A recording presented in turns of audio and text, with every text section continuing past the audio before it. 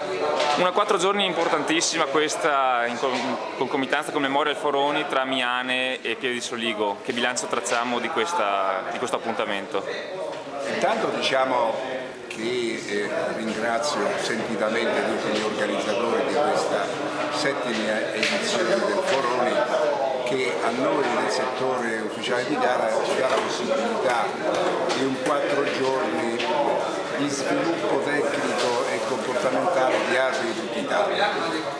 Le partite sono state, come negli anni scorsi, forse quest'anno ancora di più, di grande livello, e soprattutto per questi giovani arbitri, e devo dire che i risultati sono ottimi per noi come questo sviluppo tecnico che abbiamo perseguito, ma ottimi anche dal punto di vista organizzativo, su cui non avevo nessun dubbio.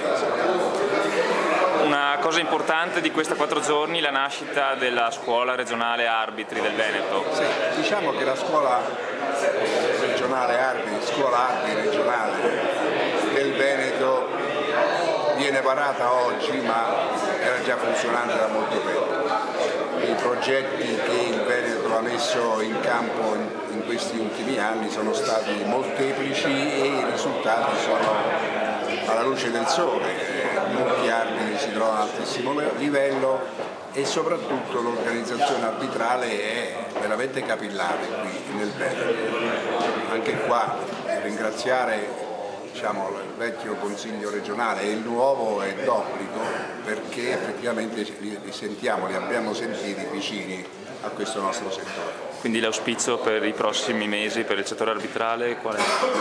Gli auspici che continuino a lavorare così come sanno fare e soprattutto che i progetti che vengono fuori siano condivisi sia con il livello politico ma anche con le altre regioni e le vicinanze, così come oggi qui ci apprestiamo a fare. Ok, allora ringraziamo Benito Montesi per la disponibilità. Grazie a voi.